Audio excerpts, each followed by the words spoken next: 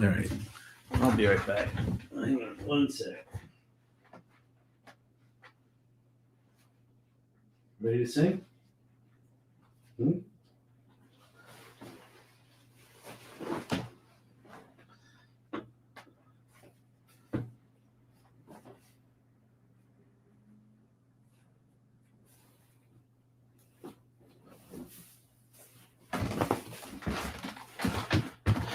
All right, going live there, going live there. All right, Champy, you ready to howl at the moon? Huh?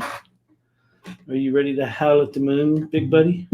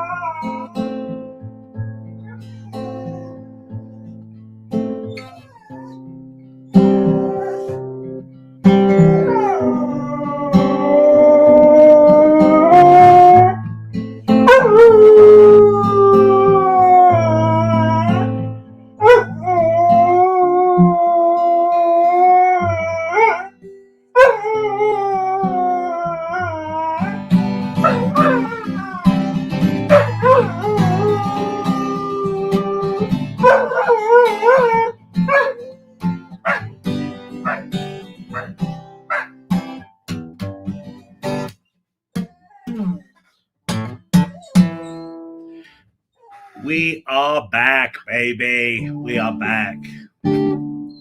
Everybody forgot we were gone. Danielle didn't. Danielle's here. Producer Brandon in the house. Sea Slug of Doom.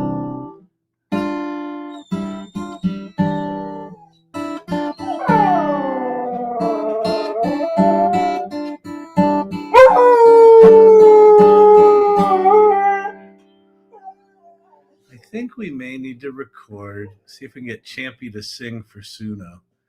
Hang on, people. Calm down. Just everybody calm down. I know you're excited. You want to hear about my trip?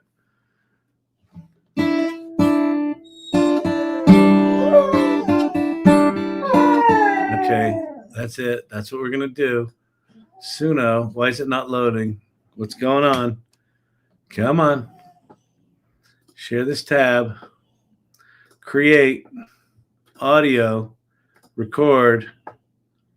You ready, Champy? Here we go.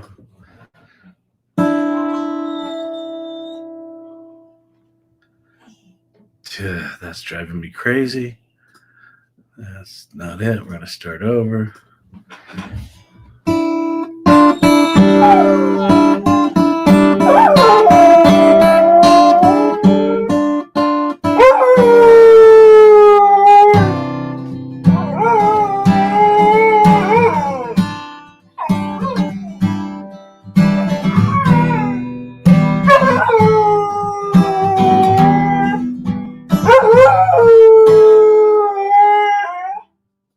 Okay, let's listen to that.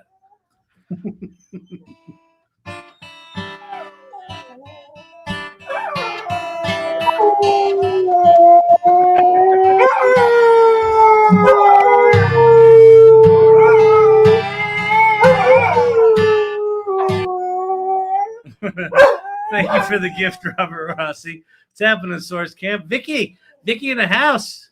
Tom Nodler, Cosmic Lover. We got it's a party. It is a party. We're back, baby. Share the live if you haven't. We're going to make a song out of that horrible thing we just did. We're going to just randomly, we'll have it write lyrics, write full song. Let's see. Song about a washed up has-been dog that used to sing in stadiums, but now just sings on TikTok.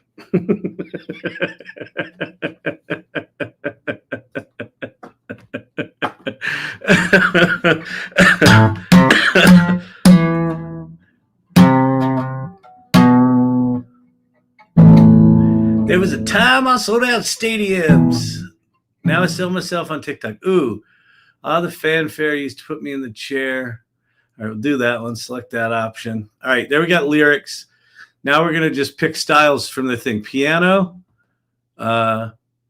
punchy bass lines, indie rock. I got to share this tab. Am I sharing that tab? Yeah, I am. Cams and bars. Cams. There's Cam. There's Cammy. I know we haven't even started yet. You're like, what is he doing? What application is that? I want to know. Clear and powerful voice. Create. All right. Let's see how bad this song is.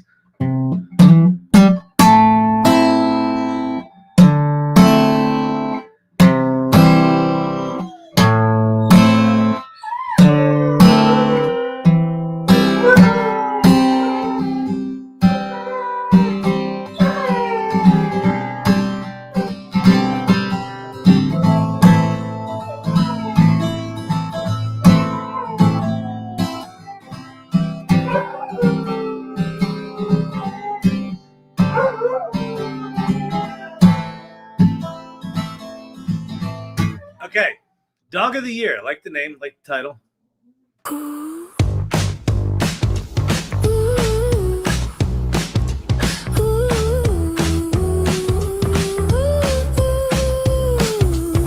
All the fanfare, they put me in a little chair. Gave me my own ball to chew, my own t-shirt. And it's cool, I guess, but it's not fair. They still don't know I'm the dog of the year. I got my TikTok views, my TikTok views, my TikTok views. I guess it's better than no views, no views. I used to sell out stadiums, I used to have real fans. Now I'm just a washed up has-been. I guess this is what happens when you tell everyone that you're a dog. I used to have real fans. Now I'm just a washed up has-been. I guess this is what happens when you tell everyone that you're a dog. When you tell everyone that you're a dog.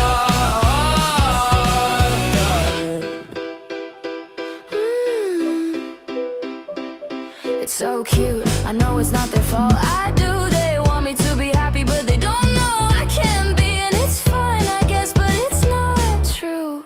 Cause dog, I have feelings too. I got my TikTok views, my TikTok views, my TikTok views, my TikTok views. I guess it's better than no views, no views. I used to sell out stadiums, I used to have real fans. Now I'm just a washed up has-been. I guess this is what happens when you tell everyone that you're a dog. I used to have real fans. Now I'm just a washed up has-been. I guess this is what happens when you tell everyone that you're a dog. When you tell everyone that you're a dog.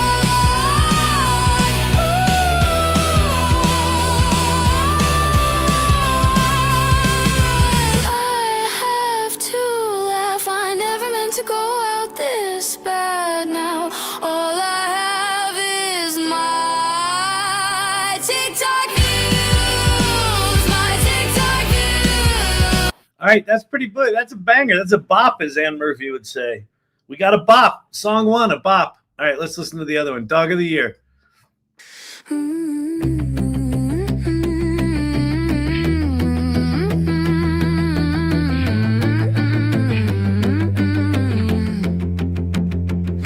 All the fanfare, they put me in a little chair. Gave me my own ball to chew, my own t-shirt. And it's cool, I guess, but it's not fair. They still don't know I'm the dog of the year. I got my TikTok views, my TikTok views, my TikTok views, my TikTok views. I guess it's better than no views, no views.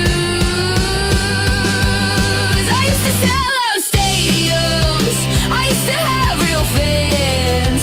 Now I'm just a washed up has-been. I guess this is what happens when you tell everyone that you're a dog. I used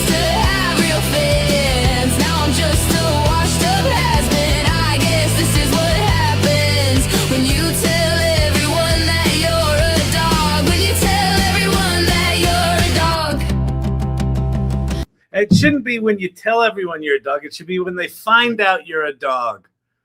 Wait, hang on. It's not fair. Still dog of the year. Got my TikTok views. My TikTok views. Guess it's better than no views. No views. You sell at stadiums. Washed up has been.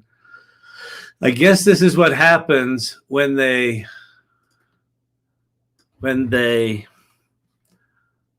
find out you're a dog. Right? Now I'm just washed up has-beens. I guess that's what happens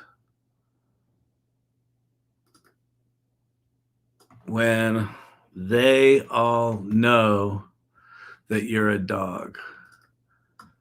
When if you don't know what I'm doing, that's because I'm just doing it. All know that you're a dog verse. It's not your fault how it can be because dog. I have feelings too. TikTok views, stadiums. When you tell everyone to say, let me go copy the line so I don't have to keep typing it. Wait, let's see. When they all know that you're a dog, let's see. Still dog of the year. When they find out you're a dog. When washed up has been. When they. Oh, crap. I did not just do that.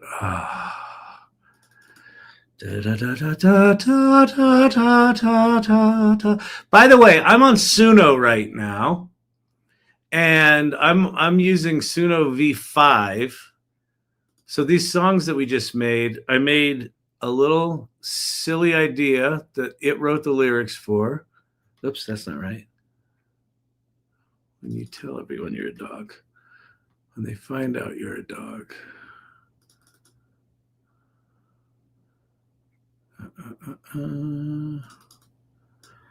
Copy.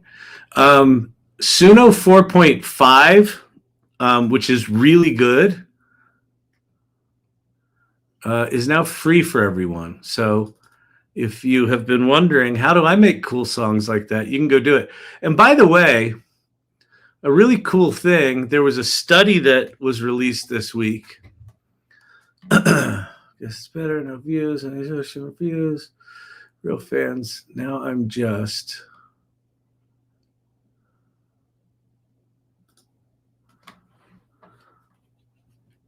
Now I'm just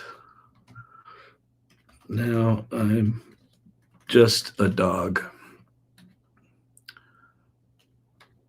howling at the moon. The TikTok moon. All right, so let's get our new lyrics in there. If you have not played with Suno, get your ass to Suno right now. Suno. You don't need to play songs either. You can just tell it, make me a song about whatever, and it'll do it.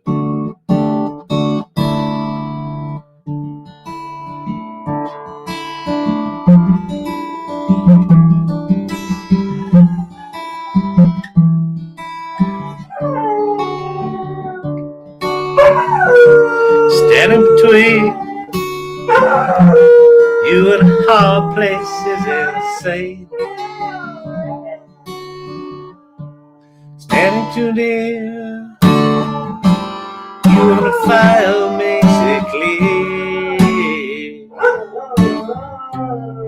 Your trouble to me. All right, let's listen to our dog song and then we'll get this show started.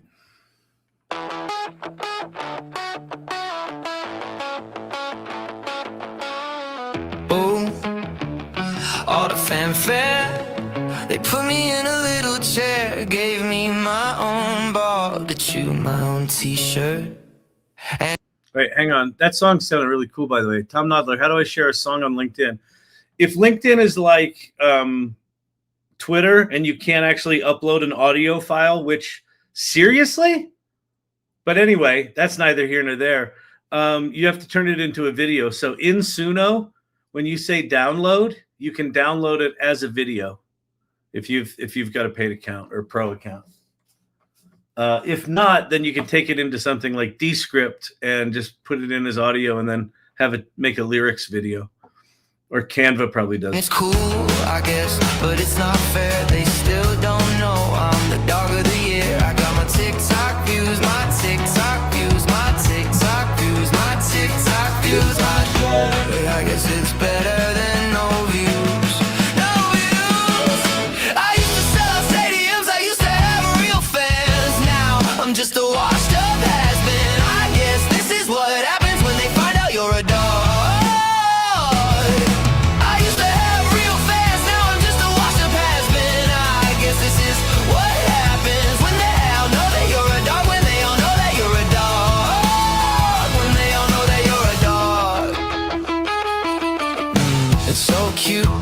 It's not the fault I do. All right, that's kind of cool. Ooh, all the fanfare. They put me in a little chair, gave me my own ball to chew, my own t-shirt, and it's cool, I guess, but it's not fair. They still don't know I'm the dog of the year. I got my TikTok views, my TikTok views, my TikTok views, my TikTok views. I guess it's better than no views.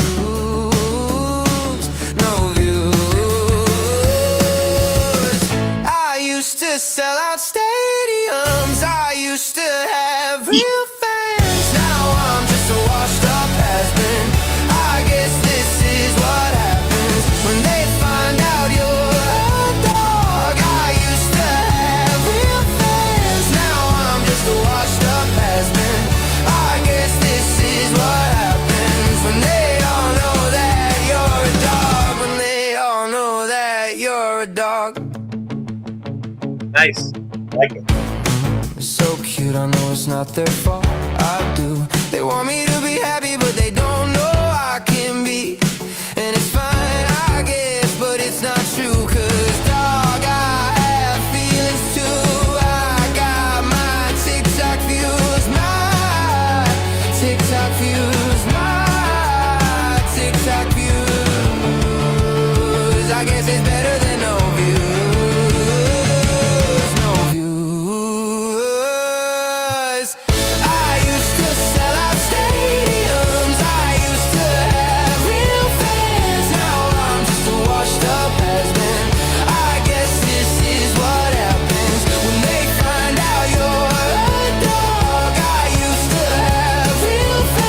Oh, that's good, Silver Fox. Fade out with a sad long howl. Okay, wait. Let's add that. Let's add that to the style. Let's see. That's really good. Fade out with a long, sad howl. That's good. All right, so we'll do one as a girl, one as a boy. See which one we like. I think I like the girl ones better. The boy ones sound like what's his name? Rick. Not Rick Astley. Rick Springfield? I don't know. It's just crazy. I honest to God can't believe that we're living in this present that is the future. This is just bonkers. Oh man, good to see everybody. All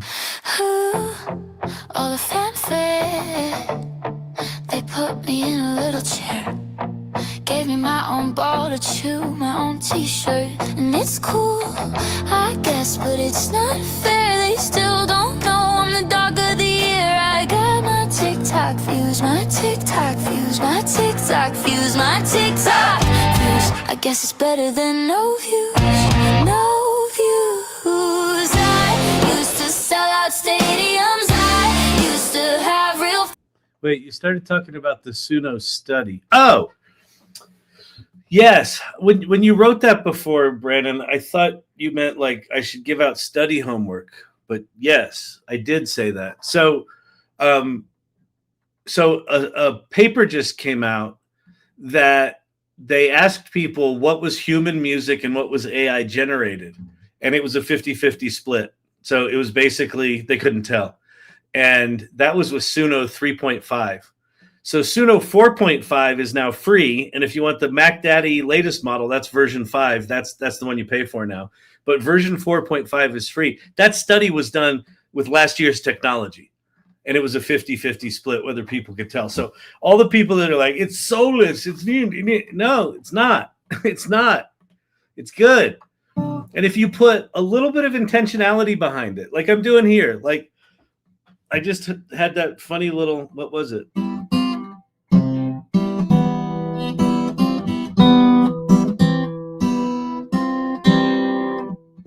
Something like that.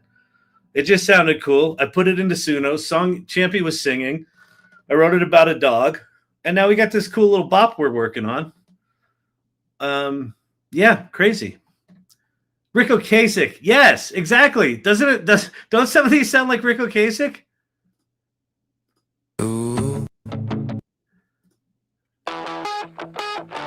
Listen to the chorus. It's so cute, I know it's not their fault I do. They want me to be happy, but they don't know I can be. And it's fine, I guess, but it's not true. Cause dog, I have feelings too. I got my TikTok views. Ooh, TikTok views. I guess it's better than no views. No views. I used to sell out stadiums. Yeah, that's good. That's very, very, what was that, 90s pop? All the fanfare. Ooh, all the fanfare. They put me in a little chair, gave me my own ball to chew, my own t-shirt. And it's cool, I guess, but it's not fair. They still don't know I'm the dog of the year. No.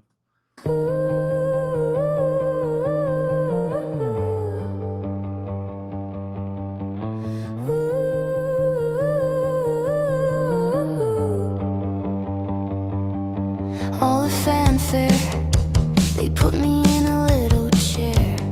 All right, let's see if this one ends with a howl. I guess it's better than no views. No views. I used to have real fans. Now I'm just a dog howling at the moon, the TikTok moon. No, Ooh, no fade out. ooh, all the fanfare, they put me in a little chair, gave me my own ball to chew, my own t-shirt, and it's cool, I guess, but it's not fair. They still don't know I'm the dog of the year. I got my TikTok views, my TikTok. All right, that was that.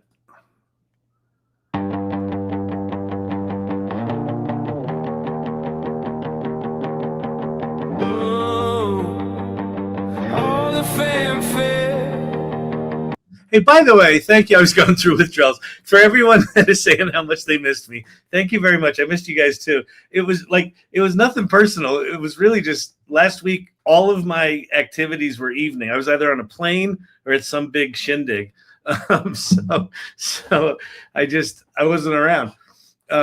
Stuff on the West Coast in the evening just pretty much eats this time slot. So it's good to be back. But I appreciate the kind words from everyone. It's really nice. It's generic Ariana Grande saying, "Boy, I'm critical. Sorry." That's okay. Well, we're not really. We're just kind of dicking around right now, so it shouldn't sound like anything. Unless you stumble on something. Sometimes you stumble on things like that circus song we did. That voice in that thing was consistently really me in a little chair, gave me my own ball to chew, my own t-shirt, and it's cool, I guess, but it's not fair. They still don't know I'm the dog of the year. I got my TikTok views, my TikTok views, my TikTok. My TikTok views, I guess it's better than no views, no views. I used to sell out stadiums.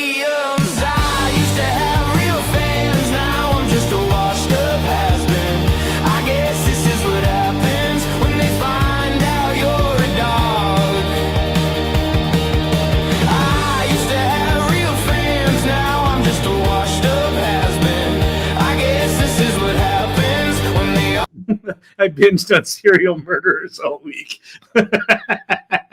Out my window. You were on the West Coast and didn't tell me? Oh, sorry, Chef Kelly. You know what? Well, I said I was going to TEDx, but I decided like 3 days before that I was going. So I didn't. The one person that I did connect with out there was Leah Feston, my co-founder of the AI Salon. She and I had a really good breakfast, and I have a ton of ideas from that meeting for the salon. So I'm really excited. I've been using ChatGPT to describe the style of a song and then use that in Suno. Yeah, that's a really good way to do it, because it's one of the nice things about that. If you just put in like I want it to sound like Annie Lennox, sometimes it won't do it. I think ethically it's also good just not to do it. But if you go to ChatGPT and say, describe the music of Annie Lennox, or describe the music of Annie Lennox and I don't know, someone else you like, Nico Case, and have it create a description of it. Put that into Suno. That can be really, really powerful. What's the magic button in Suno?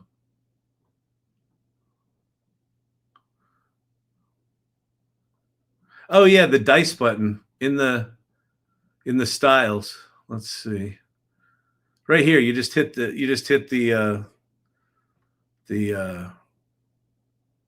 magic wand.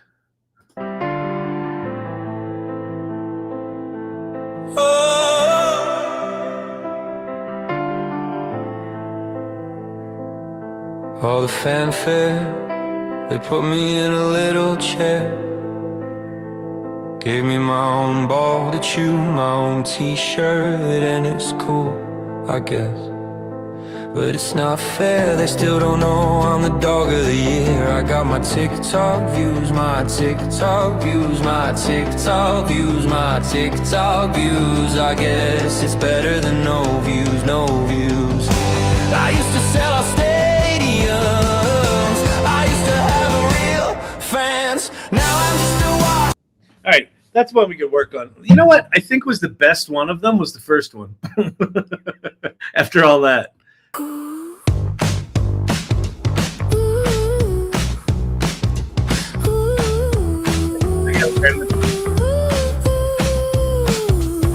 All the fanfare, they put me in a little chair. Gave me my own ball to chew, my own t-shirt, and it's cool, I guess, but it's not fair. They still don't know I'm the dog of the year. I got my TikTok views, my TikTok views, my TikTok views. I guess it's better than no views, no views. I used to sell out stadiums, I used to have real fans. Now I'm just a washed up has-been. I guess this is what happens when you tell everyone that you're a dog. I used to have real fans. Now I'm just a washed up has-been. I guess this is what happens when you tell everyone that you're a dog. When you tell everyone that you're a dog.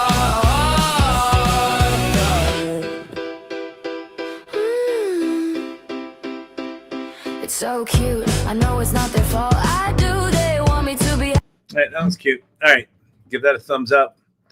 Publish it. Dog of the year.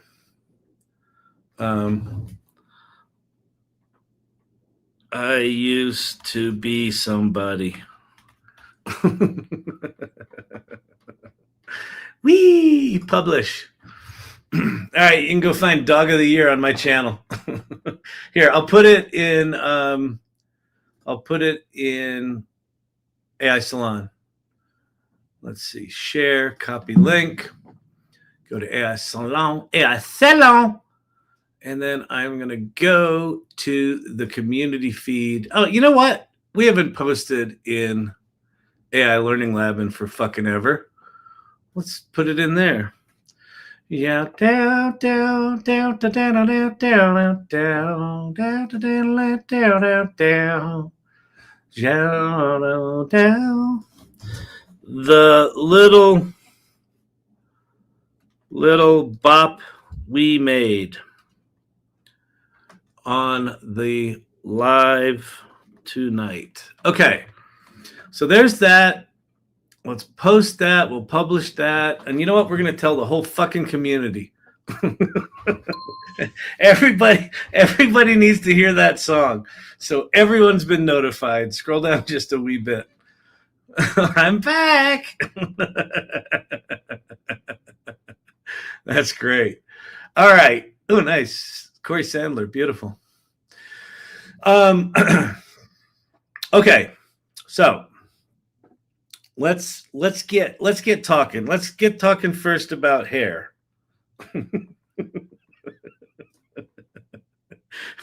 I may have been gone for a week, but I didn't figure out my hair management any better than I have in the past. I think it's just how it is now. Haters will say it's AI generated.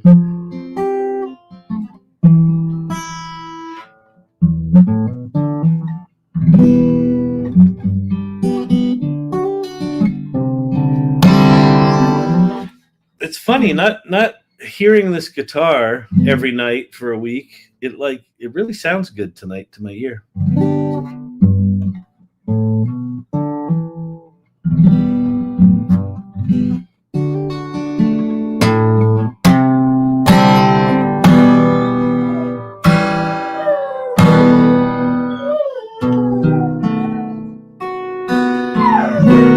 In a westerly direction, car is my train. Driving, I've been wondering what it is I'm running from again. Feel like an 80-year-old man holding on to 29. And up ahead on that horizon is a California line. All right, we all want to know about TED AI. Okay, let me tell you about TED AI. I've never been to a TED event. So I was quite enamored with it. It's a brand that's been around forever, right? It was a very well produced event, right? I'd have been disappointed if it wasn't a well produced event. One thing that caught my eye, they had 3 robots walking around. They had a humanoid robot that was like, 4'10", 4'11". They're short. And then they had two dog bots, one on wheels and one on legs. And the thing I noticed about the bot was that it wasn't a new bot. It was one that had fallen down a lot. Like all of the chest, all the paint on its chest was all scraped off. So I'm like, that's kind of a low rent bot for TED. That was one of my takeaways was they could have at least put a coat of paint on it. And they actually gave one of those bots away. They gave one of the dog bots away, which is kind of cool. But it was a very well produced event. I think it was at the Herbert Theater. I think that's what it was called, Hubert or Herbert Theater, which was really beautiful. It was right next to the Capitol in San Francisco. So before I got going, let me pull up something. Let me change how I'm sharing. Do I have all these things in here? Yeah, I do. Tom on YouTube. Don't you hate it when your students can't differentiate between the conus medullare and I don't know what words you're saying. Okay.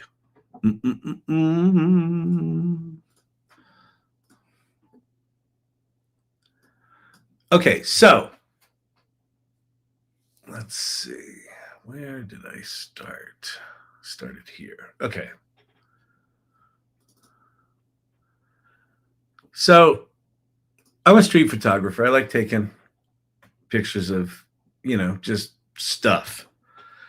And so I left my hotel and I was going to walk to the event, to the venue.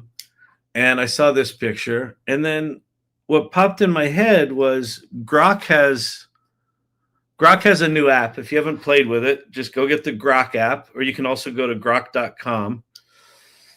And 3 months ago, Grock didn't have a video model, and now they do. And it's really good, and it's really fast. It's like 15 seconds. And so I took a second shot from like this one, and then Grokkopedia launched an hour ago. Then I took that shot, and I thought, oh, wouldn't that be cool to throw that into Grock and turn that into a video? And so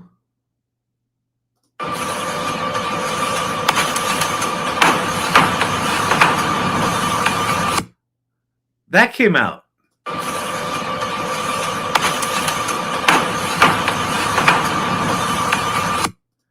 And so what immediately hit me was, so you may have remembered like a month ago, I came up with this idea called the 303 prompt walk, which was a combination of a photo walk and an AI lesson. And when I took this one and I took the picture and like I did no editing on the picture, and then you literally just upload it into the Grock app and it immediately renders it into a video. When you upload an image into Grock, into the Imagine module, it immediately turns it into a video. So this was the first video that came out. I was like, shit, this is almost like a new kind of street photography. Because it's like, for me, street photography is one of those things where it's just like, I see a moment and it's like, I find it beautiful or compelling or interesting. And so I try to frame it up and capture it.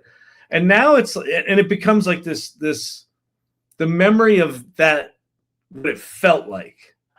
And now this is like warping that memory, right? It didn't feel like this video, but it's kind of cool, right? And so I did a shit ton of well, not a shit ton, but I did like, there's just a picture of a hotel. And then I turned that into this.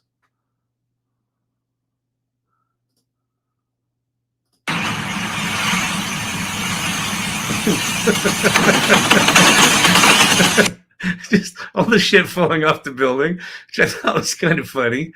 Let's see. I did this dude. Is this the video? I took a picture of him. That turned into a video. I guess I didn't upload that one.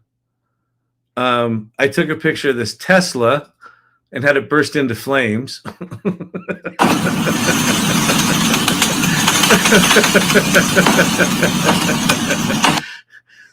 I did this all without prompts, not on X. I did it in the Grock app, but you could do it. You could do it at grock.com. Also, XAI released Grock Studio along with Google Drive support. Grock Studio allows users to edit documents and artifacts and execute code. Oh, interesting. Fascinating. And then like, here's one I did at the TED event. Where's the video? This is it. Why is it not running? There we go.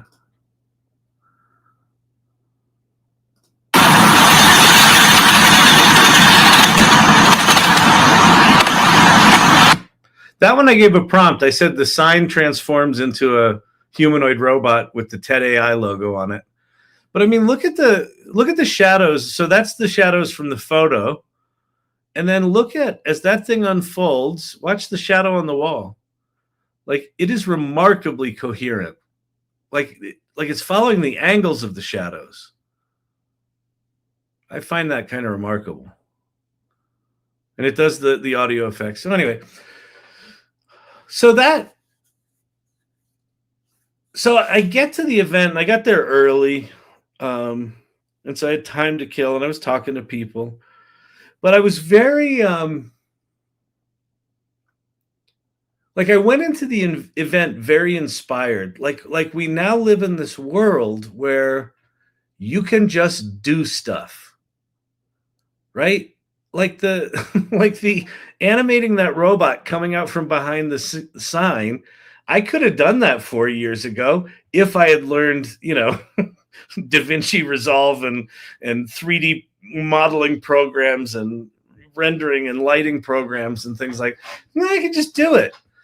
So I was struck by the lack of friction in creative expression and the ability to just invent something. Here's another. This was a fun one. Fun one I did. It was fun for me. Oops, I'm not sharing anymore, am I? Da, da, da, da, da,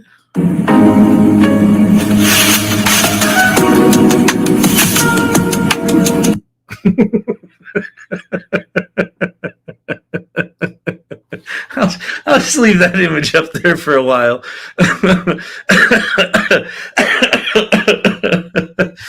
That is disturbing. That is disturbing and all too accurate. All right. So I've got all this kind of optimism going in because we're living in a pretty remarkable time. I like turtles. It's total I like turtles shot. I like blimps. I like dirigibles. All right, let me get rid of that. I shouldn't do that to you all. makes me laugh though. Okay, so then the event starts, and I got a good seat. I was talking to a couple of people that were really interesting, and they'd been there before. They're like, "Okay, you got to go in. We got to go in and get dead center and things like that." And so we got good seats. And the thing opened up with a video of an actor who played like all the different stakeholders of AI stuff. The skeptic and the doomer and the maximalist and the minimalist and all those sort of things. It was pretty well done. And then the first three talks were interesting.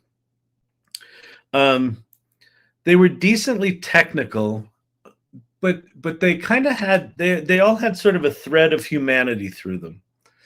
And I thought, this is pretty promising. And I got to say, my expectations were that the event would be like a lot of really inspiring stuff.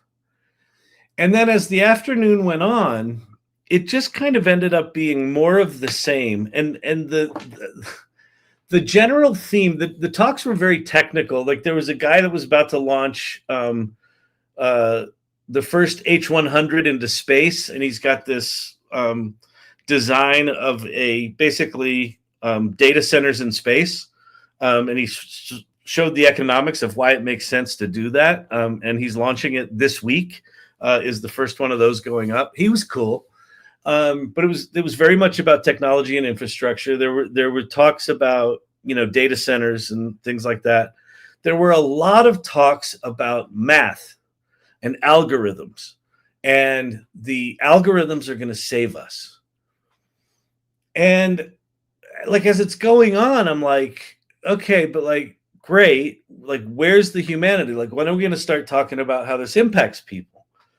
And then right around the time I was feeling that, the woman that runs it goes, well, it's great. Now we're going to get into something a little more creative. We've got a musician. I'm like, great. And so this guy gets up and he starts talking about how he played cello as a kid. I'm like, cool. Seemed a little geeky to me, but geeks can be musicians.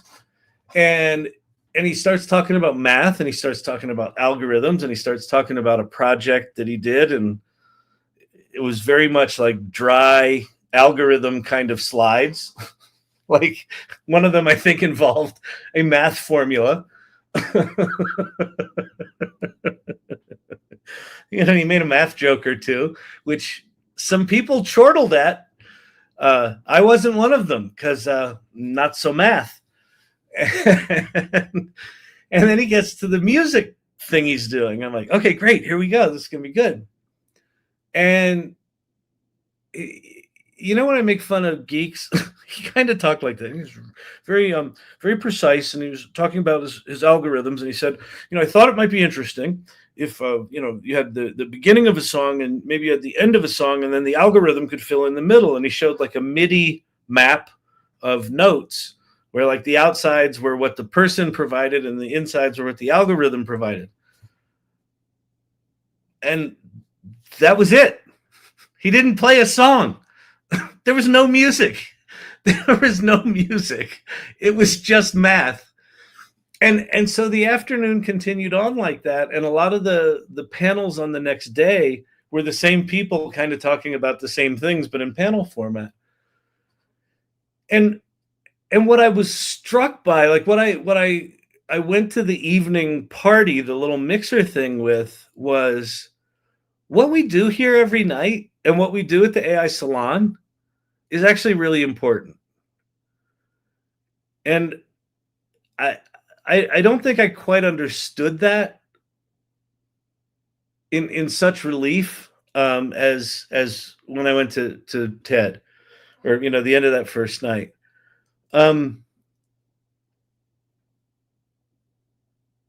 The attitude, the overall attitude of what they presented was the algorithms will save us.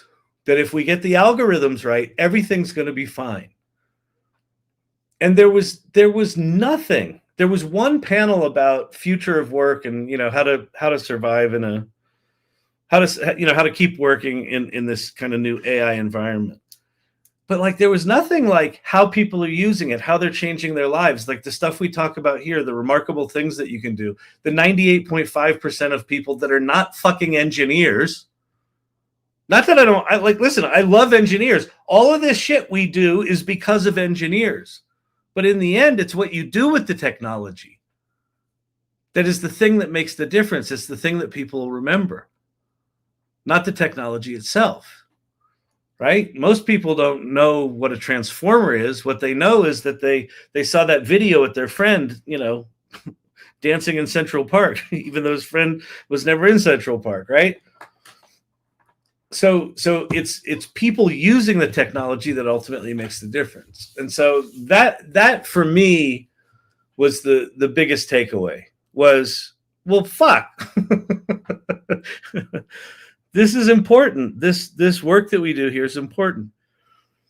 And when I say work that we do here, I don't mean just me doing this show or Brandon producing this show. What I mean is all of us showing up. Like that you show up, that you hang out here on a regular basis, that you missed me for a week is not about me. It's about us as a community being in the practice of AI, of understanding what it is, being in the practice, just doing it, being in the practice. And that I want to talk about too. TikTok comment. I'm lost with what to do. With what I create, real dilemma, Kyle. So Corey Sandler, I'm gonna talk about that. The past week's been really good for me. There's some shit in my life right now is really not good. Other shit is going pretty good, and then a lot of the stuff we're doing with the salon, I'm very, very excited about. I think I have an answer for you, Corey, and I don't have the final answer. I think I have an approach that is going to become central to everything I do. So I hope it addresses what you're talking about, because if not, this is going to be a big part of it. This is going to be part of my book, the 10-person team book that I'm writing. This is going to be a critical part of the AI Salon online experience. We're creating AI Salon in-person experiences. We're going to start designing them in Denver, possibly New York. I've got some exciting announcements coming about that. It already is this thing that I'm about to talk about, part of this channel. Like this channel already is this, but I've never thought about it like this. And this idea is not mine. This idea comes from Liz Miller-Gershfeld, who's the new co-host of the Salon. So we've been talking about a lot of things. We've been talking about future of the Salon, what it needs, things like that. And one of the things that I've been talking about is that I want to find as many people as I can who I consider hi-fi AI. Right, so kind of 70s audiophile terminology, but who is someone that's hi-fi AI? Well, they're clearly doing good work, right? So it's people that are doing good work, and that's kind of where I had stopped. I was kind of like a hi-fi AI person is kind of like you'll know them when you see them, and there's a lot of them in this community already. And what I want to do is I want to find those people and I want to celebrate them and I want to amplify them and I want to hold them up as aspirational for other people in the salon to go, oh yeah, I should, right? And so I had said that to Liz and she went away for a week and then we came back, we had another meeting and she came back and she said, I've been thinking about this idea of hi-fi AI people and like what that means. And she said, I kind of like the concept, but I don't quite get it. And she said, for me, someone starts to enter that category. You know, part of it's about the work, but she goes, they start to enter that category for me when they treat AI like a practice. And the minute she said it, like just like that helmet sort of forming around my head, like it was like my skull opened up.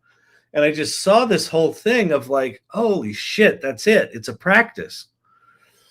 And so what we're in the middle of designing right now is a structured, a framework for what is the AI salon mastermind practice. But to your point, Corey Sandler, I'd say that feels like me, a practice, a daily practice. Yeah, I'm going to come back in 5 years. No, don't come back in 5 years. Start today. You can come back in 5 years, but AI will have happened to you, and that's going to suck. Like I said, Corey, I think you'll like it because I think you already do it, right? You do it with your cooking, you do it with your guitar playing, you do it with your pottery, you do it with your AI work. But as Liz was unpacking what she meant by that, it's not just do it daily. Like do it daily is the frequency, the cadence. But what you do daily and where the commitment lies, that's the thing that we're going to put some structure around. And so the more I've been thinking about this, we've already got the structure. And so let me show it to you.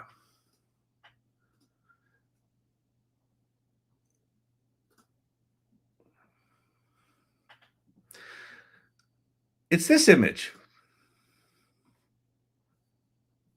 It's the cycle of AI readiness. Play first, create excellence, generously lead.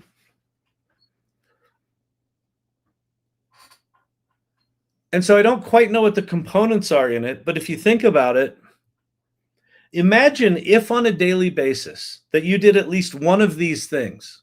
Play is what it sounds like. Play. Just go play with tools. Like I just went and played with Suno and made a song. I learned something new there tonight. Just like another layer of knowledge about what I can do with that thing. Archetypal on YouTube. Yeah, I agree. I have changed my life so much by just having these daily lives and using that to set my clock for all my writing and playing. Exactly. Exactly. And that's like this channel is a practice, right? I committed to showing up here. All of you, unbeknownst to me, committed to showing up here.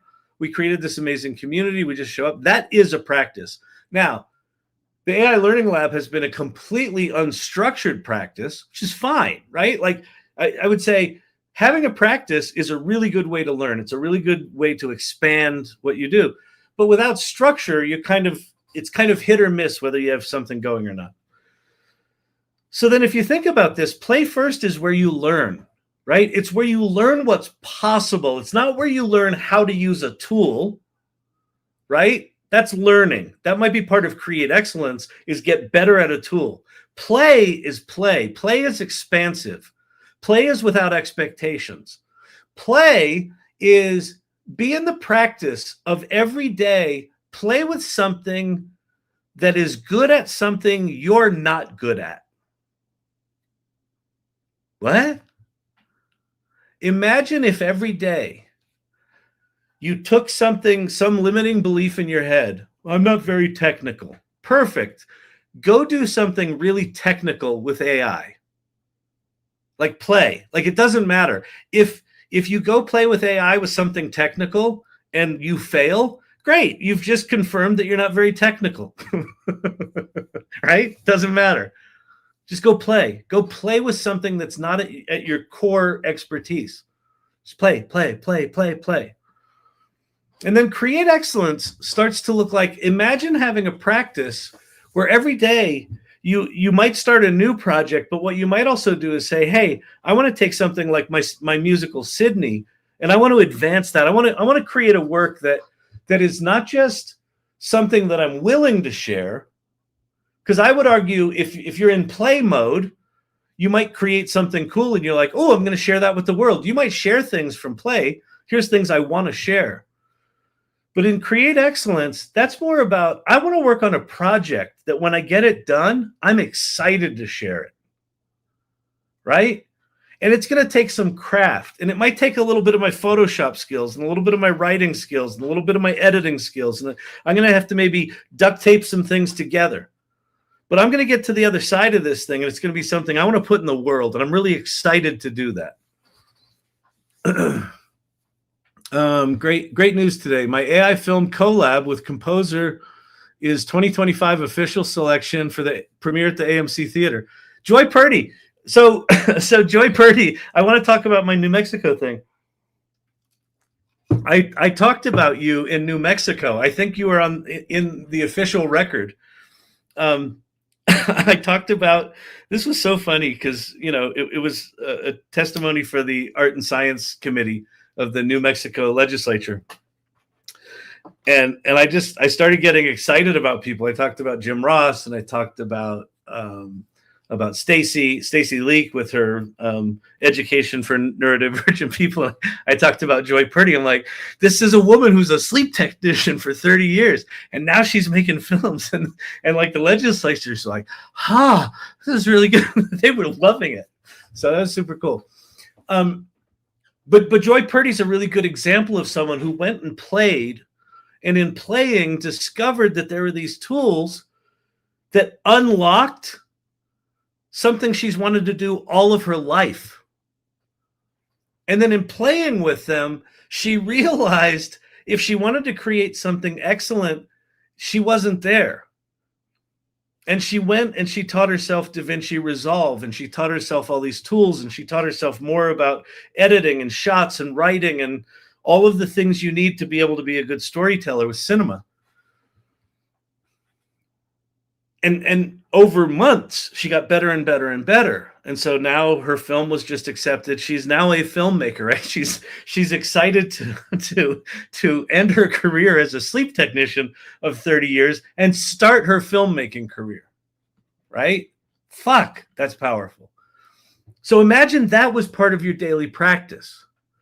And then generously lead starts to look like show up here and don't just lurk. But when someone new comes in, help them out. Like one of the reasons this community is so powerful is when new people come in, whether they're trolls or scared or just newbies and afraid everyone's going to make fun of them, is that they reach out and connect with them and say, it's going to be okay. Just hang out here. He'll eventually make sense. Just keep coming back. Or go into the AI salon and take that thing that you created that you're really excited to share and put it in there and send it to people individually. Post it on LinkedIn, paste it on Facebook. Oh, when I paste stuff on Facebook, people yell at me. Let them yell at you. Go put your stuff out there. Imagine as a daily practice, you start to practice establishing yourself as a leader. You're like, I can't lead. I don't know anything. Except, as Anne Murphy puts it, you're the fifth grader to everyone else's fourth grader, right? Everyone's trying to figure this out. So if you figured a little bit out and you put yourself out there and say, hey, I figured this little piece out, and don't apologize for it. Just put it out there. Or have the guts to ask someone else a question if you don't know something. Give them a chance to lead. Part of generous leadership is creating space for other people to step into that leadership role. And so what we're going to design for the AI mastermind, for the paid area of the AI salon, is we're going to design this framework. And the AI mastermind is where you come to design and execute and talk about your practice. And this, like I said, this is going to be in everything I do. This is going to be in everything I do. The more I think about this, the more I understand that we can't keep up with the tools anymore. AI is going to be ubiquitous. It's going to be everywhere, right? It's going to be in everything. Just like the internet is everywhere, AI is going to be everywhere. It's going to be in every tool. It's just going to be everywhere, right? And so, and then for the next 5 years, probably 10 years, it's going to keep evolving, right? We're in an exponential acceleration of technological advancement. So we literally don't know what is going to be possible 3 months from now, 6 months from now, a year from now. So the only way to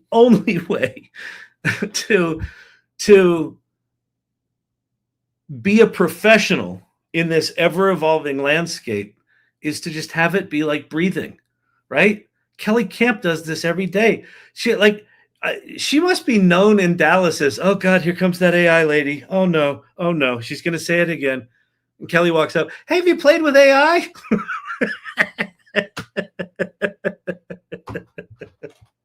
Like a practice. Like she just does it. She just shows up. And then people ask her to come speak. And then people there ask her to come demonstrate. And then people there hire her.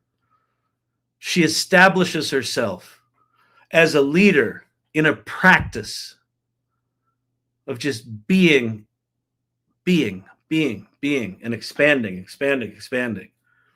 And that's it for me. And then to your point, Corey, about you're not sure what you want to do with it. Like, I don't know how that you could. I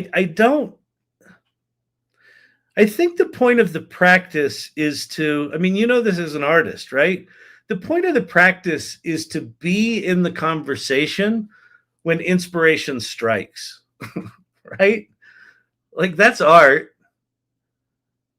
But if you check out of art, if you check out of throwing pots and just being in the practice of it, and you haven't done it for 6 months, and then you have this little glimmer of an idea of, oh, wouldn't it be cool if I'd made a pot that had this with this kind of glaze, with that kind of And if you're out of practice, you're like, but then I gotta get out the clay and I gotta grind it and I can't.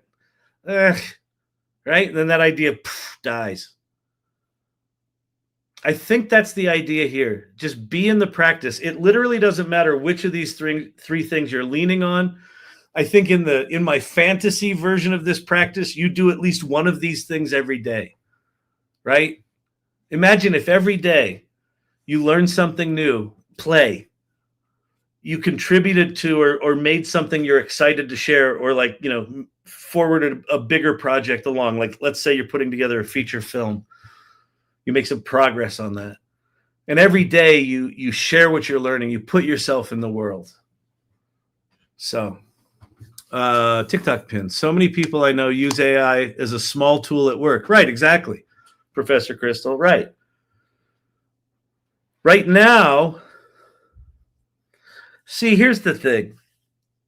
Computers, historically, have been tools. And they've been tools of efficiency. You take your work, you take your work where you used to write down on legal pads numbers and add them up with a calculator, and then you put those numbers into a spreadsheet, which is like that legal pad and the calculator combined, and it adds the numbers for you, right? It took the work we did and made it more efficient. And you can absolutely use AI like that. But that's not what it is. It is a collaborative entity. It's in one of the panels on day one of TED AI. There was a guy there who was talking about AI as kind of an alien intelligence. It is an entity. It's an entity that we get to collaborate with. And computers have never done that. Computers have never been additive, right? They've been processors. They'll take our work and they will process our work. Generative AI, the generative part of generative AI is it's generating based on our input some new thing, And so you can use AI in one of two ways. You can use it like a tool, like a vending machine. I put in a prompt, I get out an email. Done. I use AI. I use ChatGPT every day. Do you? Or do you just use glorified sentence completion? Right? It's glorified spell check if you use it like that. But if you say, one of the things I've always hated at this company is that our emails all sound like they come out of some corporate fucking email book. And our company's got more personality than that. I kind of have a vision that our emails should be something more captivating and more interesting. All of a sudden, in that moment, you flip AI from a tool that you use to do what you've always done to a collaborative partner where you can explain to AI, here's what we currently do. Here's our current email. Here's our requirements because we're in a regulated industry. But one of the things we always talk about is how human we are. And so, dear ChatGPT, based on all that, could you help me make an email that doesn't fuck up our compliance, but sounds more human? And all of a sudden, it is a very different kind of interaction. It's not just about efficiency. It's about invention. It's about taking an idea and amplifying it in collaboration with that human, right? And their idea of we should be able to do this a better way, a different way, is really powerful. I spent this whole year almost daily writing about 5,000 to 10,000 words with AI Assist. I've gotten pretty damned good at collaborating in the directions I intend, writing, improving constantly. Yeah, the fantasy of the doomers is that if AI writes for you, you're going to get less creative. You're going to be a worse writer. What they're missing is that the people that are doing like what Archetypal just talked about are not treating it like a vending machine. They're treating it like, hey, I want to get better at my writing, so I'm going to use this awesome writing tool, right? Where I get to steer it, and it takes my ideas and it amplifies them. It's such a fundamentally different thing. Like to your point, what I find is when I truly engage with AI in this kind of collaborative, generous kind of way, where it's like, I'm going to take what it gives me and I'm going to look at it critically. And I'm going to say, oh, some of these ideas are good. I'm going to add those into my idea set. Some of them are bad. I'm going to throw them away. Then I'm going to take this new little gobbledygook and put that back in. That's a completely different way of working. And so the practice is about doing that like it's survival. Like it's, you want to get yourself to the next level spiritually, you meditate, you pray, you do whatever you do. You want to get yourself to the next layer financially, you set a goal, you take action, you go to it. You want to get really good at AI, you want to get really good at understanding what it is, what it makes possible, how it amplifies you. There's not a book you can read. There will not be a book you can read. I'm writing a book. My book will give you a teeny piece of it.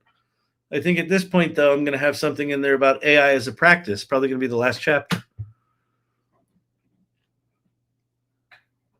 The only way you can do it is to do it for yourself, right?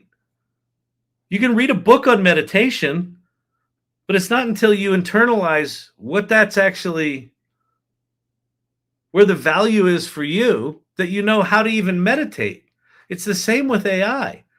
If you don't know what to do, if you don't know how to do it, if you don't even know where to begin, just play.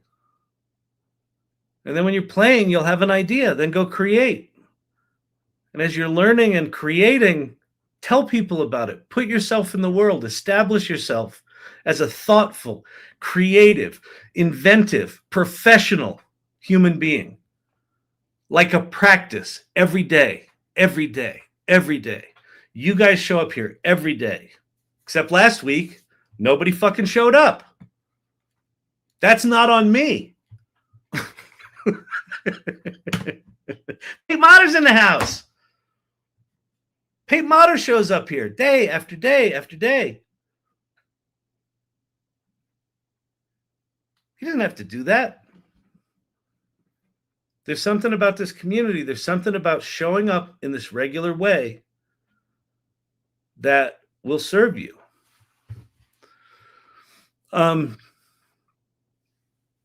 So anyway, so that was TED. That was like my big takeaway there was it reinforced the power of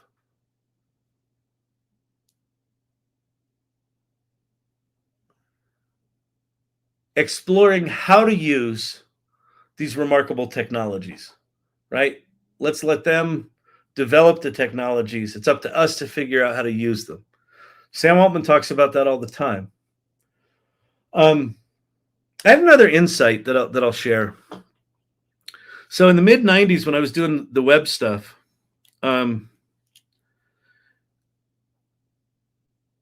was a similar thing happening in San Francisco that is happening now, where it was very tech heavy. So in the early days of the web, the West Coast was very much about building the technology, right? It was building browsers. It was building the next spec of HTML. It was building Macromedia Flash and building all of the technology. I was not part of that world. I was part of the world in New York City, where the web community, the tech community in New York was a really small, concentrated group, but it was a very noisy group. There were a lot of really interesting companies that were sort of emerging out of New York. And the difference was New York wasn't where the technology was being invented, but New York was where the media was, where the content was, the publishers and the advertising agencies, right? And the writers, right? For the New York press. And so we were very much innovating, but it was more like we were innovating storytelling and how to connect with people, where the West Coast was innovating with how you deliver the things faster and more efficiently over these shitty dial-up modems that we had. There was this countervailing force in New York that was everybody. It was almost like a competition. They were like, well, it's more about the technology. We were like, no, it's more about the content. It was this back and forth thing. That voice is missing right now in AI. It's all about the algorithms. Like there's something about when you invest, $100 billion into a single company, that's going to get a lot of attention. So all the attention right now is being focused on the scientists and the engineers and the algorithms. And there's not as much being focused on the other 98.5% of people doing something with this technology, right? And part of that might be because there's not a center of gravity. And I think we have an opportunity, if we do it right, to do that. But we kind of have to declare it and claim it. So there's that. So anyway, that was TED.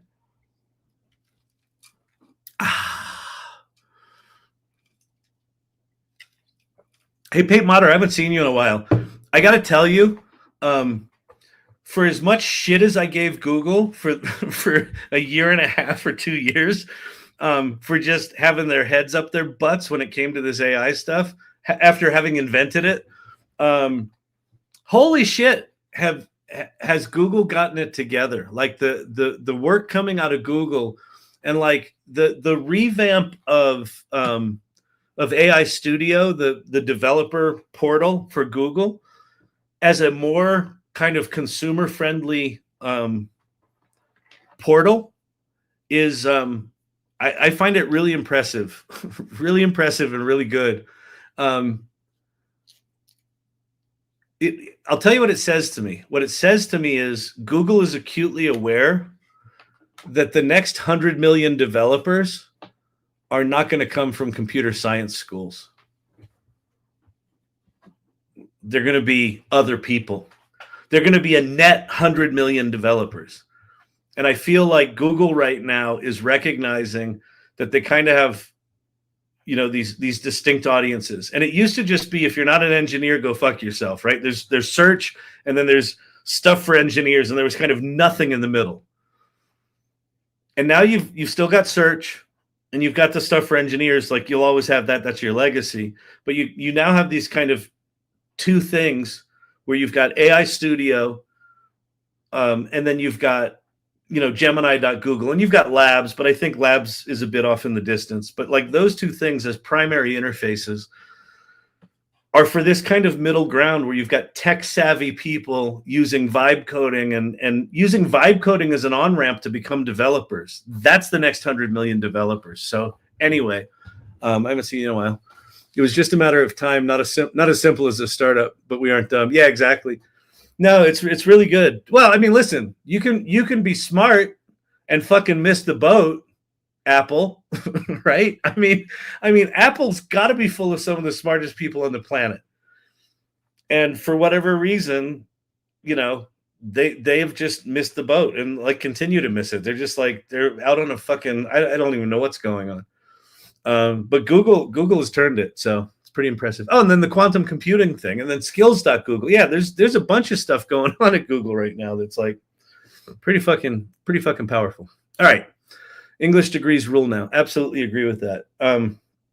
It's funny. People ask me, you know, what should my kids study in school?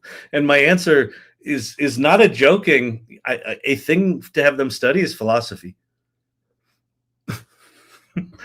Why is that? It's a large language model. Understand how language works.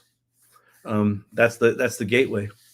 Did you see that Anthropic deal using 1 million TPUs or so? I did not. Oh, that's very cool. Very, very cool.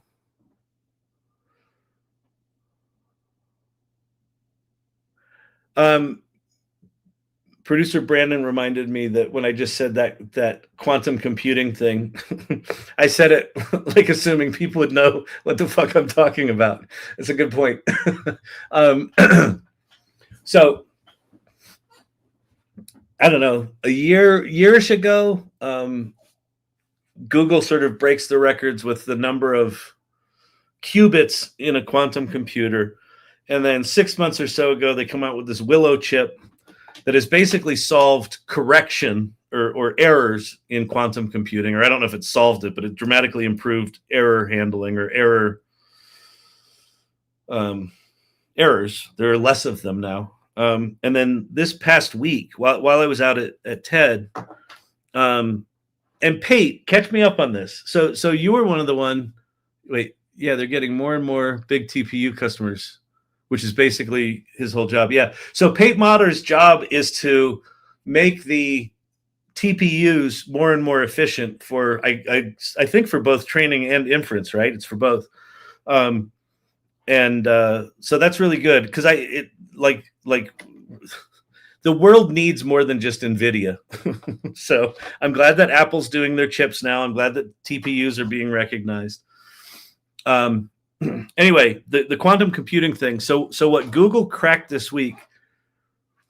So when Google first started talking about quantum stuff, I was like, oh, this is great. This is going to be really good for AI. And Pate was the one that pointed out to me, Kyle, yeah, it's a math thing. The math that they do on quantum computers is not the same math that they do for AI, and they're different worlds. I was like, oh, right, okay. So I educated myself a little bit about that. What they cracked this past week is I don't know if it's a kind of emulator or some sort of math bridge, but they basically got a quantum computer to do the kind of math that can be used for AI, and it did something, you know, in whatever 20 minutes that would have taken 13,000 hours with supercomputers or some shit like that. So the advancements in quantum now appear to have a bridge to the world of stuff that we know. It's not just going to be relegated to, you know, high-end physics, astrophysics, and things like that. It's still going to be used for that, but I think it opens it up to a whole new kind of world. So I don't know if you know anything about that, Pate, but TPUs are both for training and inference, but you're doing an emphasis on inference, which is good. I think that's smart. Why philosophy? On deck. Why philosophy? Oh, why philosophy as something to study? Hang on a sec. I got kind of a cold on Thursday, and it's still there, so it's drying me out.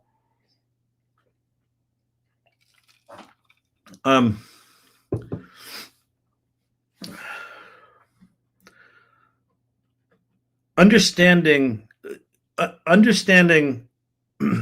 arguments and language and framing and different worldviews.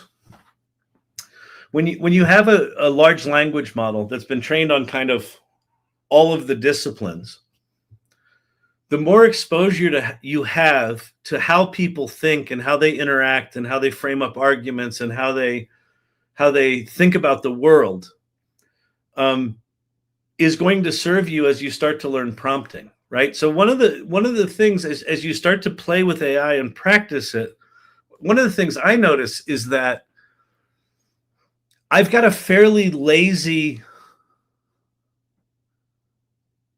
I have a decent vocabulary and I have a passion for words and writing, but I have a fairly myopic training. Like I have a fairly limited training. You know, it tends to be around theater and storytelling and things like that, but it's not like I understand all of the different kinds of storytelling there are. And I don't understand, approaching the world from a financial lens or from a humanitarian lens or from a socialist lens, like all the different lenses, all the different ways of looking at the world expand how you can think about the prompts that you put in. Like the quality of the answers you get out of AI are a direct result of the quality of the questions that you ask. That's philosophy, right?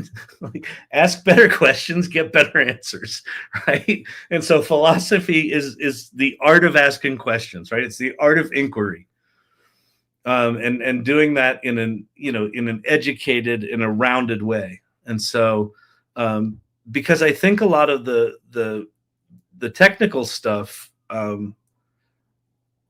you're not going to have to learn. You may choose to learn it, right? There are places that having that technical underpinning are going to be incredibly powerful, but you're not going to have to. That's going to be a choice, right? Just like when film came out, we didn't need plays anymore. We didn't need the theater anymore. You can choose to make a play, but you don't have to. We got films now. We got TV. We got YouTube. We got TikTok lives. you don't need the theater. But boneheads like me say, it'd be good right here? A musical. Let's do a musical. Oh, man. All right. Decent vocabulary. Kyle the Humblebee. I mean, I know I got some good words. I remember I was standing in line in high school once, and one of the jocks was behind me, and he was holding the basketball, and I said something like, "Can you put your hand around the circumference of the ball?" And he goes, "You mean can I palm it?" He was like, "Why would you use that word?" And it was like, it's just one of those moments where I realized, oh yeah, I guess I'm using. I gotta learn my audience a bit better. Oh man. Okay. So then I went on Friday. I got invited to speak at the New Mexico Science and Technology Committee for the New Mexico legislature. So there were senators and Congress people on this committee. It was just a small venue. It was in Las Cruces, New Mexico, which is just outside of El Paso, Texas. It's right on the border in the south of New Mexico. Very rural, very not the bastion of AI. And so I was a little bit nervous about that. And then, so we got there, and the first group that we presented at 10. There was another group that presented at 9, and then there were 2 days previous of this. There were 2 days of testimony, and so this was this committee's 3rd day of listening to testimony, which is absolutely remarkable. Because they actually paid attention. Like, I've been in some of those rooms before, and they're just like all checking their email and eating sandwiches and talking to each other. They're actually listening and paying attention. The first group that went, it was like an hour long. Like if you wanted to just say, here's all the evil shit that AI can do, let's go find an article that was written about every one of them, and we'll screenshot it. And then we'll talk for 2 minutes on each one of those. It was just like, it's not secure, and it's not fair, and it helps people do bad things to themselves. And it was just like an hour of like, you've got to write laws, you've got to write laws, you've got to write laws, because it's bad and it's evil and it's bad and it's evil. And the legislators are all going like, yeah, we legislation, we got bills for that. Yeah, it's good. Yeah, we got to protect the people. And I'm sitting there thinking like, I'm not going to say that at all.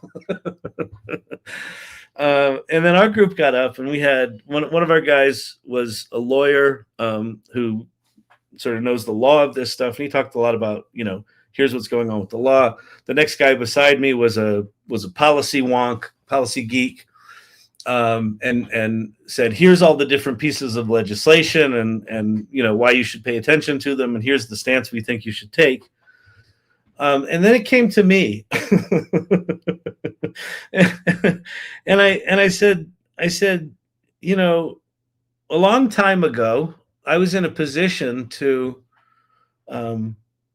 experience the power of a transformative technology. And I told this story about publishing my online magazine, Urban Desires, in 1994. And so I started out and I said, and I realized it was the same date in 1994, November 30th, 1994. So I started the thing out. I said, on November 30th in 1994, I took some HTML files that I had created in my apartment in Brooklyn, and I uploaded them to this computer in California. And that actually got chuckles for some reason. I don't know why it did, but it did.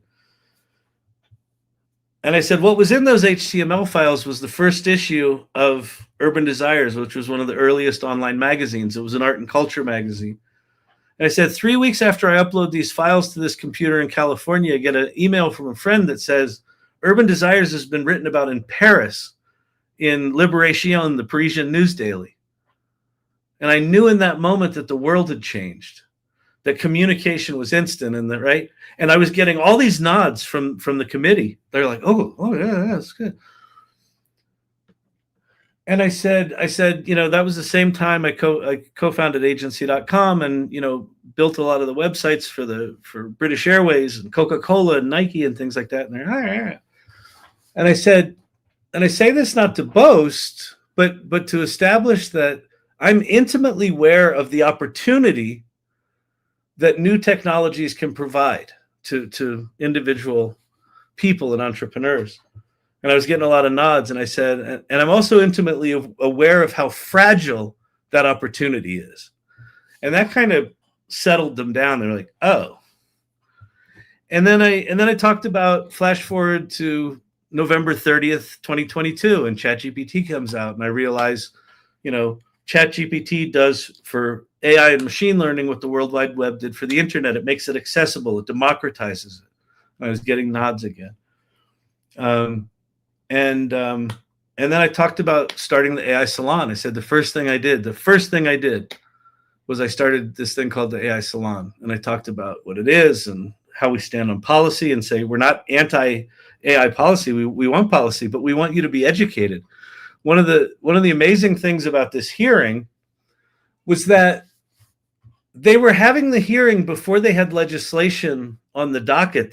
This was not, a lot of times what happens in politics is the lobbyists get in there and they say, go write these laws. The politicians write those laws or have the lobbyists write them. And then they hold these hearings that are bullshit They're just like, come tell us what you think, and then we're going to pass what we're going to pass anyway. This wasn't that. This was actually this committee wanting to be educated, which was really cool. So I acknowledged them for that. I said, this is like, that we have the opportunity to do this with no, actual legislation that is, that this is related to is really powerful. So thank you for that. And then I talked about some people in the salon. I talked about Joy Purdy, and I talked about Stacy, and I talked about Jim Ross, and I think I talked about one other. And I was just talking about, I get to witness every day people transforming their lives, people coming out of retirement, people excited to retire so they can start their next career.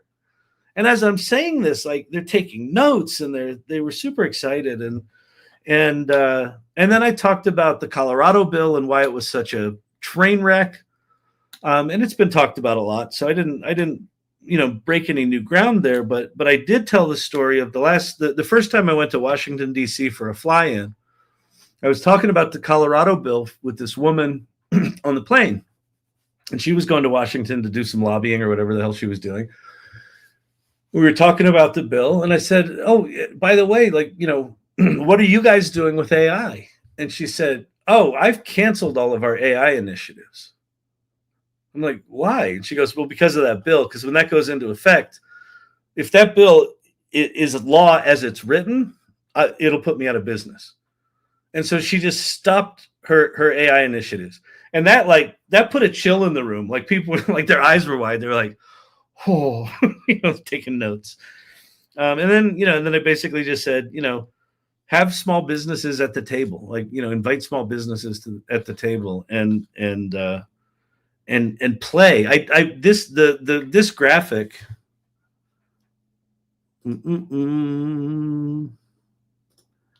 That graphic was a big part of my deck. I talked about the AI Salon. I said we've got this mission at the AI Salon. We practice the cycle of AI readiness. And I talked about playing first. I said, what that looks like is play, go play, just play. And by the end, they were like, we got to go play. They were super enthused because I think what they've been hearing is AI's evil. AI's going to kill us, protect us from the evil AI. And so when I got in there and said, I'm experiencing people's lives being changed. Like, when you're legislating, don't just legislate from a place of fear. And then one of them said, we should also legislate from a place of hope. I said, yes, exactly. Protect our access to these tools for the opportunity as much as you are protecting us from the risk of it. I don't mind you protecting us from the risk, but be educated. Don't just paint with a broad brushstroke and not understand what the hell you're doing. Really understand this other side of it, and then legislate and balance. So that was it.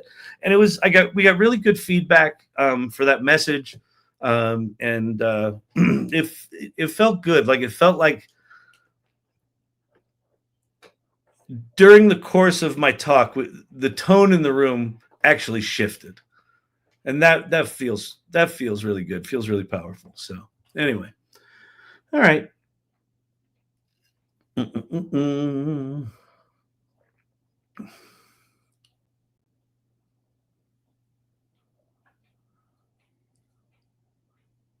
Ah, crap. Sorry to hear that, Joker.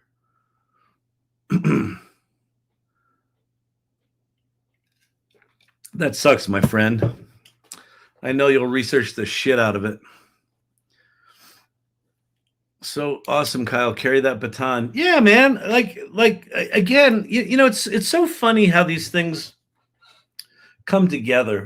Like I was fully expecting to come out of TED AI inspired by the stuff people were doing. And I came out inspired that what we're doing is really important, right? It was a counterintuitive inspiration. And then had I not had that experience, I would have put a very different emphasis on what I talked about in the New Mexico thing. But it gave me a kind of courage in a very formal setting to not present like formal policy ideas and bullshit. I'm not a policy guy. I'm not a politics guy. I hate it. I'm really cynical about it. But I know that it can make a difference, and I know that it's important. And so yeah, so that, and then all of that, just, realizing that this idea of we're shifting from learning the tools of AI to just recognizing that it's going to be everywhere and just have it be part of our daily practice. That to me feels like something we can talk about for the next decade and not exhaust it. Joker, hey, I quit smoking. Good for you, buddy.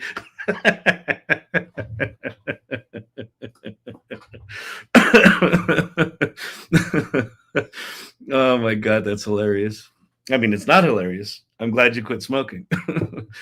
Oh man. Okay, let's see. Some other things, if you don't know, OpenAI launched a new browser called Atlas. If you're on a Mac, you can go play with it.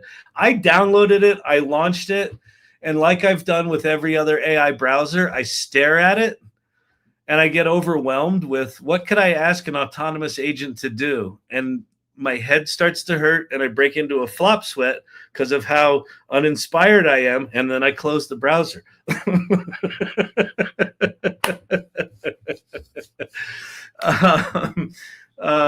Sora 2 and is coming to Android soon. Another thing that happened in OpenAI is they improved the memory, so you won't get those memory full messages anymore. It's dynamically culling your memory based on what you do. One of the other things that happened with OpenAI, they did another post about it today, but 2 weeks ago, what got the headlines was you're going to be able to do adult content with ChatGPT soon. You're going to be able to choose, do you want it to treat you like an adult or like a kid? What was buried underneath that headline was why they're confident to do that, which is they added a new model for mental health safety that if a conversation starts going in a direction of being dangerous, to the person talking or others, it takes it to a specialized model to deal with that. And so because of that, they're going to open up this lens to be a bit more. And then they talked about something today, like I think they've improved that model or they've done something with that model, but that's actually kind of exciting to me because one of the challenges was like people don't want all these guardrails on their AI, but at the same time, if people are getting hurt, that's bad. And so the fact that they're starting to get some nuance and understand, hey, something is going south here. Let's have a model that just deals with that. Pretty smart. Wow.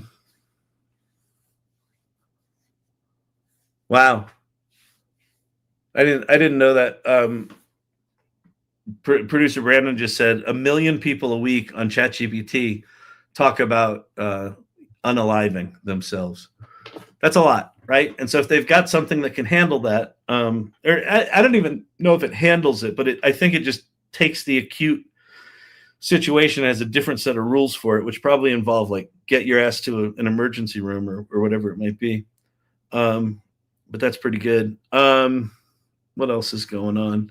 Microsoft has completely rebooted Copilot. Apparently, they're claiming it doesn't suck now. I haven't used it because it sucked. and it was really hard to get to, and it was really bad.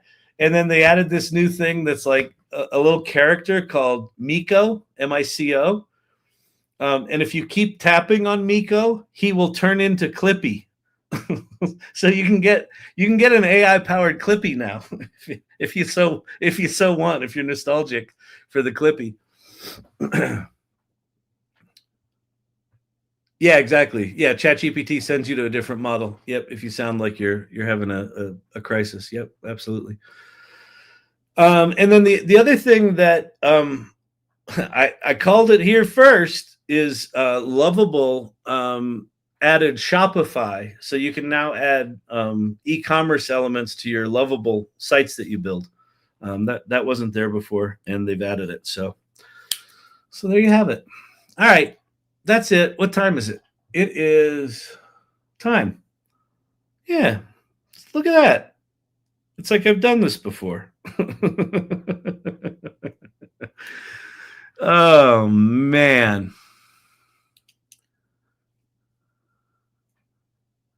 Yeah. Beautiful, beautiful, beautiful. Thank you, everybody, for the really kind words. I missed you all, too. Yeah,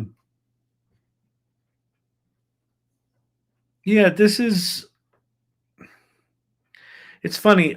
I've been doing this long enough that there's some nights I'm like, wait, why am I doing this? And I'm sure there's some nights you watch it and you're like, wait, why do I keep watching this? But just my instinct has been just keep showing up, just keep showing up, just keep showing up. And so I think I finally have some vision around how that's going to evolve. And I'm really excited about it. I'm really excited about what we can do in the salon. I really want to increase the engagement in the salon. I think a lot of that for me looks like me showing up in the salon more than I do. Just again, as a practice, right? Because I think it's easy to fall out of the practice. And when you do, it's not that bad things happen, like life goes on. It doesn't fucking matter. But if you want to be in this game, if you want to be a professional, and if you want to be someone that when someone has a challenge, you can go, oh, I know how to do that. Like, I know how to solve that.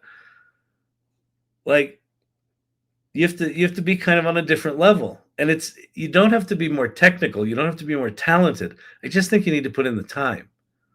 And I think if we do that in a structured way, in a framework with some clarity, that members of the salon could really be powerful, powerful voice in this world. So that I'm excited about.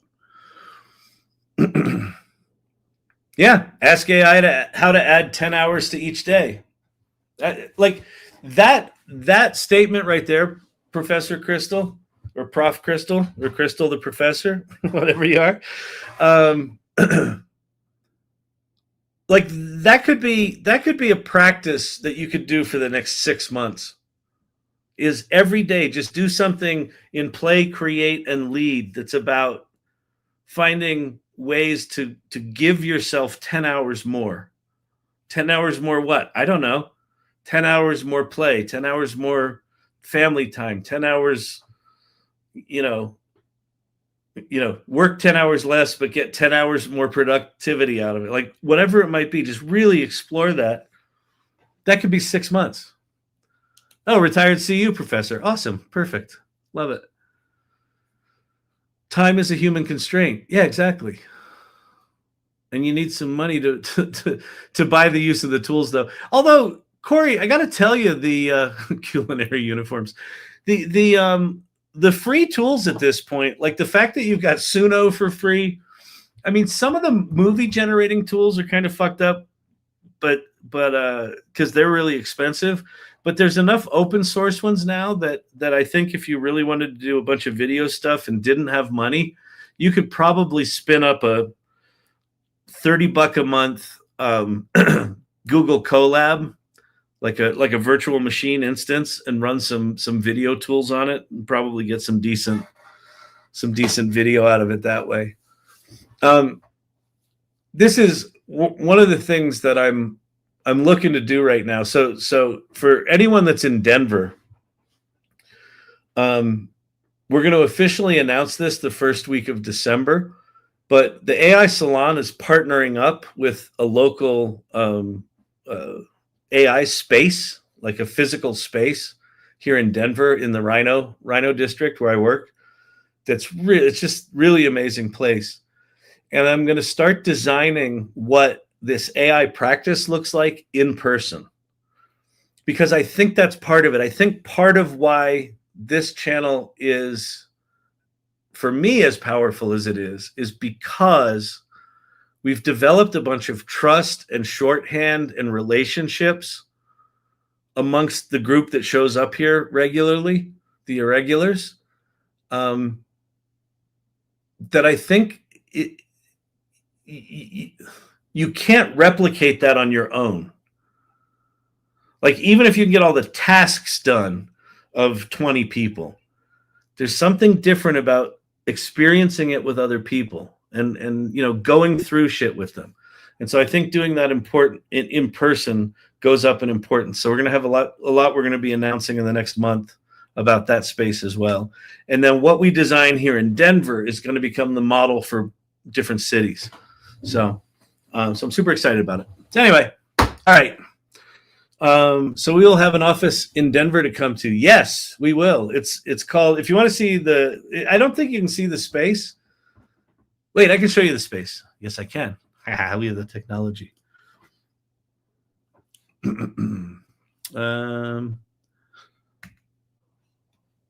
Yeah, okay.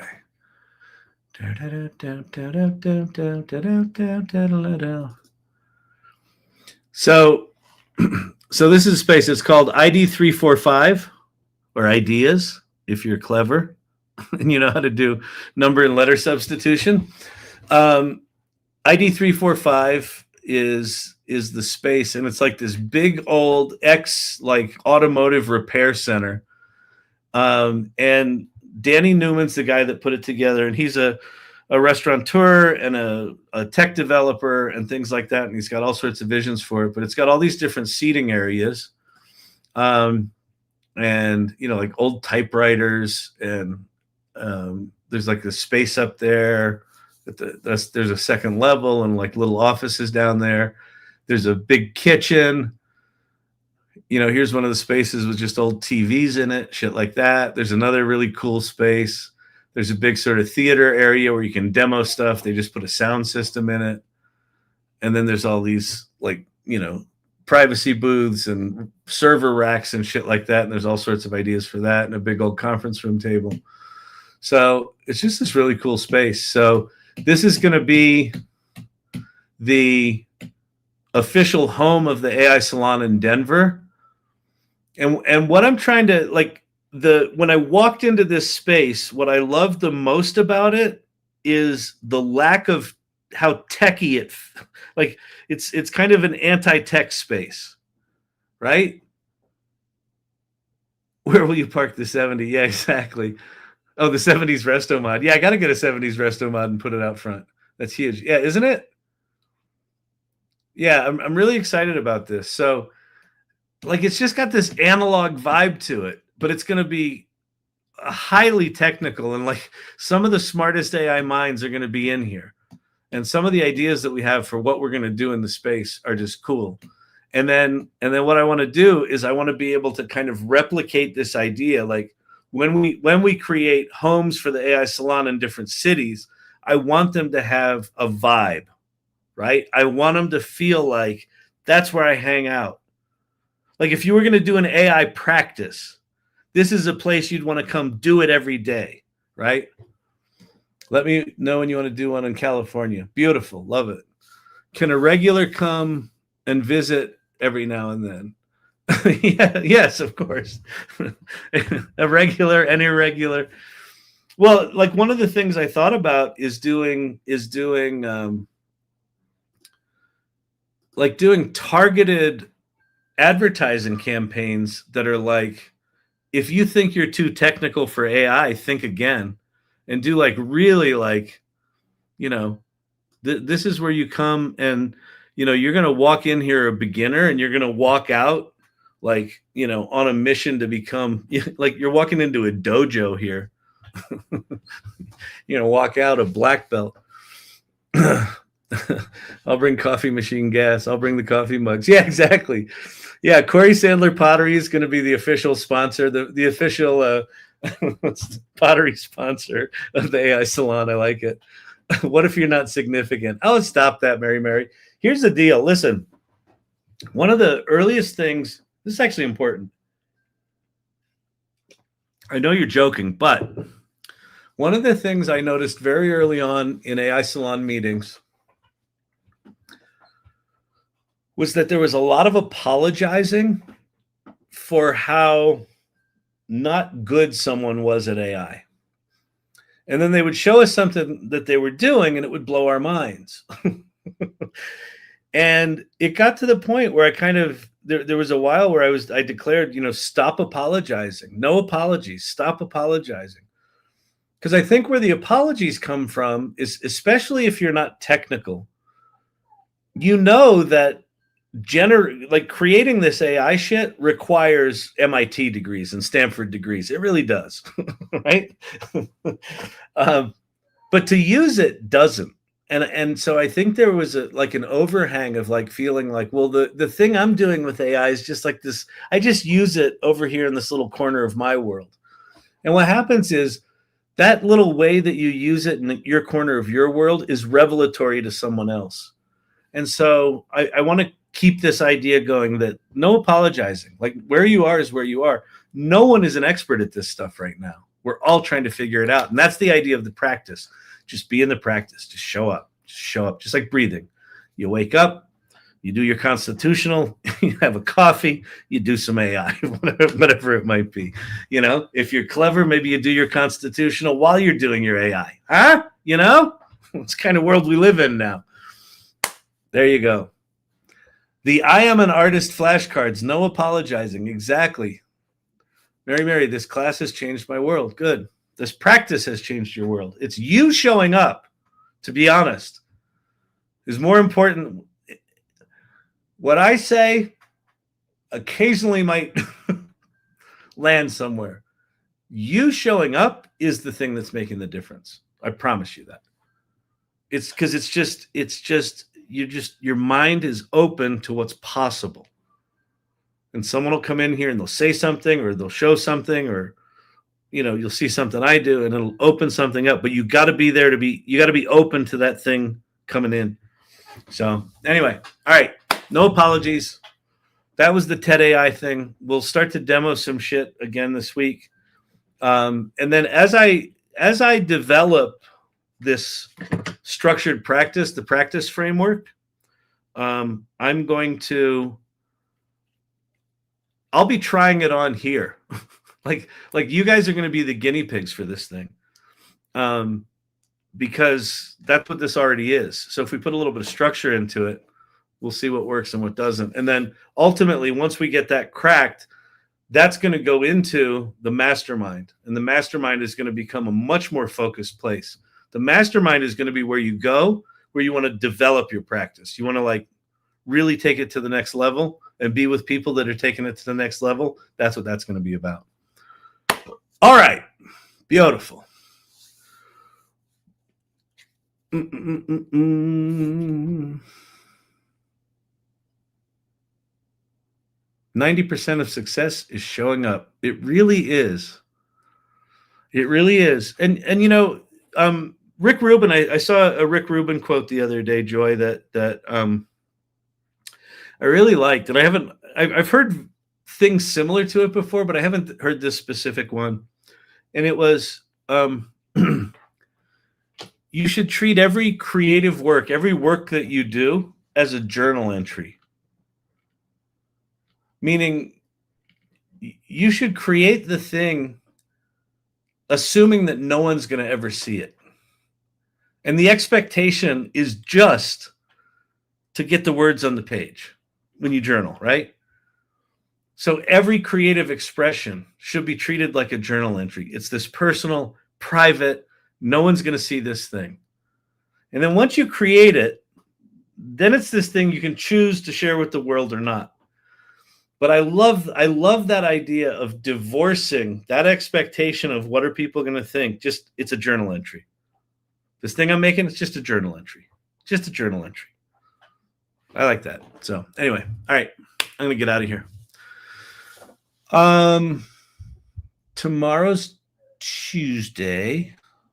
We've got no salon. We've got a salon next week. By the way, write this down. Next Tuesday night is the AI Salon Presents. We're not having a speaker. We're going to have a lot of speakers. We're going to roll out this new practice. idea. We're going to talk about what are the components of it. Liz is going to talk about her ideas behind it. I'm going to talk about mine. And then we're going to have people within the community talk about, if AI is a practice for them, what does that look like? I want us to start modeling for one another what it looks like to be in a practice.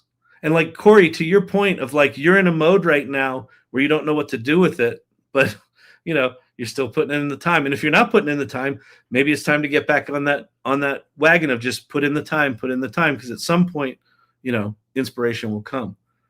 But I want us to model for each other what that's all about. So that's next Tuesday night. All right. It's going to be a really good one.